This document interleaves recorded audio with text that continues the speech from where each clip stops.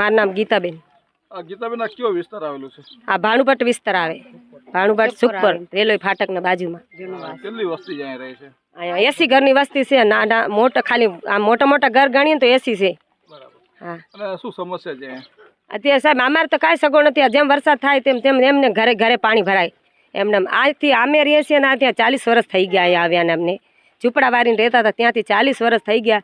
એમને પાણીનો વિકાસ હતો એ સીધો ઓલા ખેતરમાં જતો તો આ લોકો બાઉન્ડ્રી બનાવી હતા, અત્યારે પાણીનો વિકાસ બંધ થઈ ગયો। તો હવે અત્યારે ઘરે પાણી ભરાય છે તો અમારા છોકરા જાય ક્યાં? અને હા, બાઉન્ડ્રી કરી અને બાઉન્ડ્રી કરીને ત્યારે મારા ઘરવાળા હતા તે દિવસે એ લોકો પોલીસ બોલાવ્યા હતા ત્યાં। તેથી અમે શું કીધું, બાઉન્ડ્રી તમે બનાવશો, આ પાણીનો છે એમાં તમે પાઇપ નાખો। એ લોકો કીધું કે હવે પાઇપ નાખવા નથી, અમારા માલિકી થઈ ગયો છે। હા, તમારે જ્યાં જવું હોય ને ત્યાં જઈ શકો છો। અત્યારે પણ અમને એમ કહેશે કે તમે તમારે પંચાયતમાં જવું હોય તો તમને છૂટ છે, બાઉન્ડ્રી તેમને રહેશે। એમને એમ રહેશે તો આ પાણીનો ભરાવ થાય તો અમારા છોકરા જાય ક્યાં? આ છે રામજી ગોરસિયા છે ને, રામજી બાપા ગોરસિયા, એનો છોકરો છે બીજો અશોક, એનો પોતરો છે। એ સવારમાં આવીને જેમ તેમ અહીંયા બોલતો હતો તો અમે ના બોલ્યા। પાછો અમને રસ્તામાં હામો મળ્યો તો એમ કહેશે કે આ રસ્તામાંથી આ તોડ્યો બાજુમાં, તો તમે બાજુમાં રહ્યો છો તમને કેમ ખબર નથી? તો અમે શું એની ચોખ્ખી કરીએ? રસ્તામાં પાણી હશે તો રસ્તાવાળા તોડવાવાળા છે। તે અમને એમ કહેશે કે તમને જ્યાં જવું હોય જાઓ, અત્યારે દિવાલ કરીશ। મેં કીધું કે કાલે દિવાલ કરે, કાલે નહીં, મેં અત્યારે કર। પણ જે રસ્તામાં પાણી ભરાતો હશે ને તો તૂટશે જ, રસ્તાવાળા તોડી નાખશે। નામ મહાવીર। મહાવીરભાઈ, આ જગ્યાએ જે સમસ્યા છે પાણી ભરાવાની ઘરોમાં, અને બીજી પણ સમસ્યા શું છે? અહીંયા આ વિસ્તાર 40 વર્ષથી રહે, 80 થી 90 ઘરની વસ્તી છે।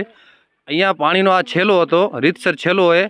આ લોકોએ બાઉન્ડ્રી બધી અહીંયા મકાન બીજા હતા ને રહેતા હતા એ બધા કને એણે પૈસામાં વેચાણ લઈને બધું કરી લીધું, અને વચમાં એણે જે છેલ્લો હતો ને ઢાંકી નાખ્યો હોય। અત્યારે બાઉન્ડ્રી એવી બનાવી નાખી કે અત્યારે આખા ગામનું પાણી અહીંયા એકઠું થાય છે, પણ અહીંયાથી પાણીનો કોઈ નિકાલ નથી એમ। તો આણે દિવાલ કરી નાખીને પાછો કોઈ પણ કહેવા જાય અભદ્ર ભાષાનો ઉપયોગ કરે। મને પોતે આજ હવારના જેમ તેમ બોલ્યો હોય, મારા ઘરનું રેકોર્ડિંગ પડી હોય, જેને ખપતી હોય તો હું એને આપીશ એમ કે ભાઈ તું આ તોડ્યું હોય બધું। મેં નથી તોડ્યું, છતાં તોડ્યું નથી, છતાં બધું તું કે એમ બરાબર। પછી મને જેમ તેમ અભદ્ર ભાષાનો એને ઉપયોગ કર્યો હોય કે હા, અશોક હિરજી ગોરસિયા। બીજા એટલે આ એક જ એનો પોતરો જ। ભાઈ વારે ઘડી આ ત્રણેય બાપ દીકરોનો ત્રાસ છે અહીંયા એમ। જેમ તેમ લેડીઝને આજ લેડીઝને હવાના પર જેમ તેમ બોલી ગયા, અભદ્ર ભાષાનો ઉપયોગ કર્યો એણે પણ। અને બાજુમાં વિધવાભાઈનું ઘર છે, પણ આ જેમ તેમ ઉપયોગ કરે છે એની અભદ્ર ભાષાનો એમ। અને બાજુમાં લાઇટનો થાંભલો છે, તમને કહીશ, તમે બતાવજો થાંભલો જરાક।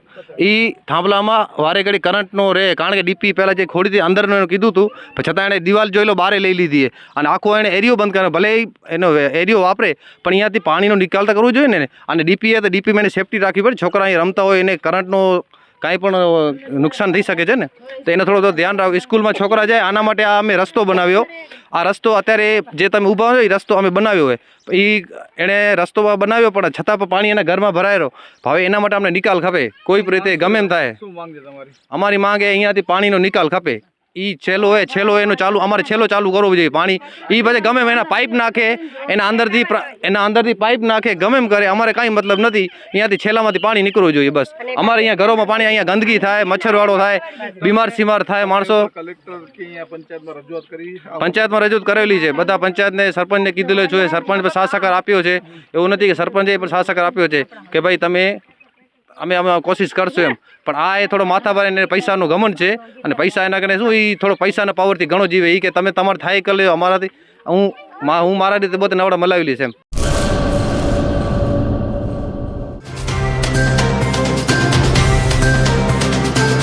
તમારા મનની વાત માં ન્યૂઝ લાઈવ ઉપર સાંજે 5:30 કલાકે લાઈવ દરમિયાન વાત કરવા 97 252 06125 ઉપર કોલ કરવો।